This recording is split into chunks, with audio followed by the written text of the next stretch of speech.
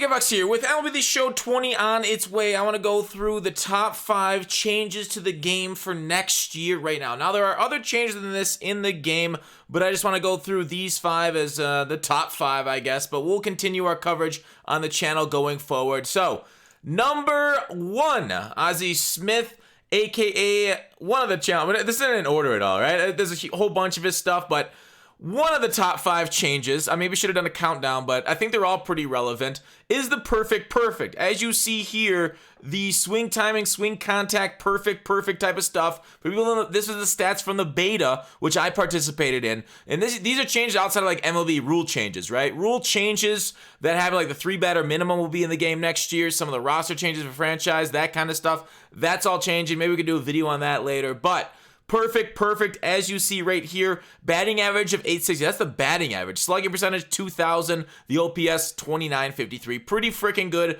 OPS. Almost as good as Babe Ruth's OPS.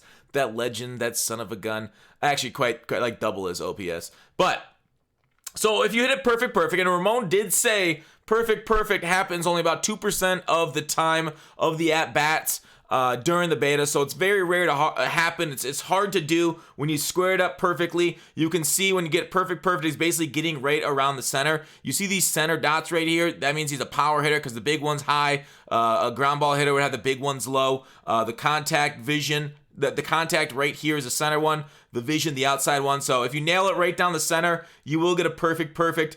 I don't know if they show a whole lot of, I think they do show a little bit of the actual gameplay of the perfect during the stream as they kind of talking right here. We kind of want the gameplay to go. But perfect. They're showing off kind of some of the players. All right. Anyways, that's perfect. So try and do a little bit of that, a little bit of this, and then get the perfect. All right. Number 2, biggest change.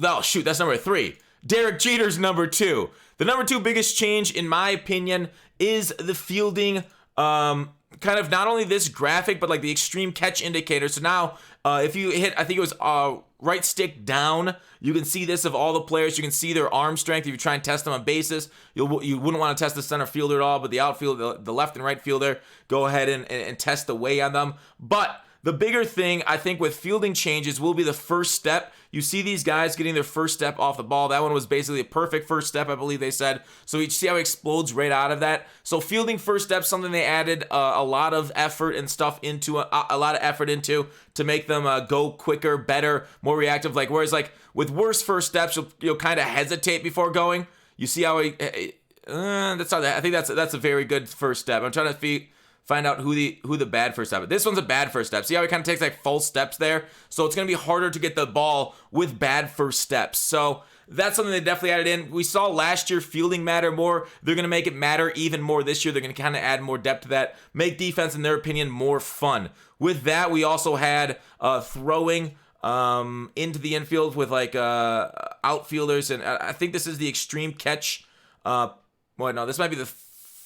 Oof, they keep going forward on me.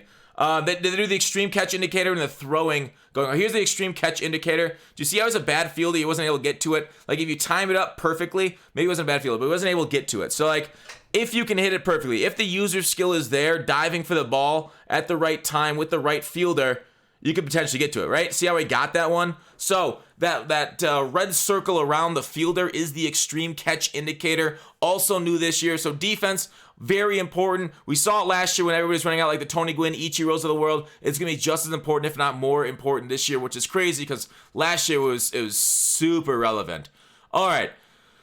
Next up, the next one, in my opinion, biggest change will be the inclusion of full minor league rosters. Oh, sorry, this was number 3, Babe Ruth. The number 3 change this year will be the full minor league roster. So, like here's just some of them from the White Sox, right? Nick Madrigal, Kopech is another top end player.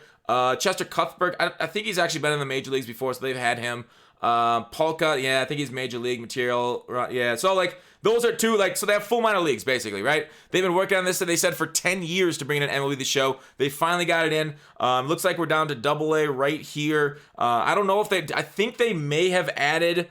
Yeah, they added single A this year. It used to go down to AA only. Shoot, now my memory's failing me. But we will have full minor league systems down there. We'll bring in like recently drafted players, the prospects. So that is very hype. Instead of having to wait 2 weeks to a month to start your franchise with the custom rosters, I believe they just hired the guy and now he just does it for them in studio. So full minor league rosters, very cool. They brought in a bunch of them for face scans too, so you'll get a lot of realistic looking faces on them too, which is super cool. So they added a lot more customization for that. Here they go through different teams and different prospects here. Just here's Franco there. But that, I think, in my opinion, is the number 3 most important change. All right, I went kind of through the number 4. I kind of touched on that earlier with Lou Gehrig. Number 4 change will be a little bit of the defensive fielding also with the fundamentals, which I just showed with the perfect, the throw home. I did actually want to talk about that a little bit with the fielding. The throwing mechanics were super important for me. So you see, watch him. See how he throws it in right there. Do you see how that's perfect relay? So let me freeze frame on that for a second. So he's going to throw it in. So he has a perfect relay home and pause. Do you see how there's that plate indicator? See how he matched it up perfectly? That means it's going to be a dead strike. So the number 4 change is the ability to use her better in the outfield with the throwing meter changes. It's a lot faster. It'll take you 5 to 10 games. You were going to, at the beginning of the game, you and your opponents are going to make a ton of errors. There's going to be a ton of errors. It happened in the beta, but after like 5 to 10 games, you'll get used to it and the errors will kind of go away. So you see how there's that green meter? That means it'll be accurate, but it won't be like dead on perfect. If you hit it dead on perfect, both in the field, there's the catcher also, behind the plate. If they hit it dead on perfect, it's going to literally be a strike. Now watch where this goes to the plate on this cutoff and perfectly on the dot. Catcher barely has to move. Whereas if you're in the green, the player will move a little bit more side to side. Like he'll have to reach for the ball. The catcher will have to do a reach tag to try and make that same play. They show it off a little earlier here. So let's keep. They just have it paused here, don't they? So here's one. Here, I'll back it up. So here's a shot home, and you see how he missed it. He got it kind of in the green there. You can see it green. So it's kind of on at home. The catcher doesn't have to move, but he has to make a tag, right? So that's kind of what I'm talking about. It's both on the cutoff relays and throw home all the way. So it's like the home plate. Now here's a dead center one, same play, and because the catcher doesn't have to make a move at all, he just is able to nail him. Obviously, if you hit it perfect and the runner's still too fast for you, you won't get him out, but this just makes it easier to put it right directly, have the best chance at possible at throwing him out if you have the maximum user skill for throwing. So definitely something that's going to take a little to master. If it will be as easy as last year's, probably not, but we'll see if it's as hard as 2K shooting sometimes, hitting those perfect greens. But I basically kind of think it's the same thing. Same way. Oh, also the distance you matter will throw on that. So the throw input changes also. If you cannot no longer cancel ball and throw to the same base, right? You had to throw to a second base or you cannot throw it again. Basically, they up the, I would say, ability to make an error this year to separate good players from bad players. And then lastly, number 5, George Brett. Definitely animations for players. So they said I want to say it was hundreds and hundreds of animations for different players down the road here, like from first base. Here's part of the perfect. Wait, no. The animation one was a part of this one. So player animations changes dramatically. We saw the catcher animations. So the catcher animations right here, they added a bunch of different branching ways of making the catcher play ball. So like right here, they have the catcher. This is like an outfielder at catcher. He does this animation, and if it's in the dirt, it just kicks right off of him. So outfielders at catcher, not good. But they have this is a decently rated catcher. I believe he's 67 fielding or something around that rated. You see how he doesn't really get down in time. The ball squirts away from him.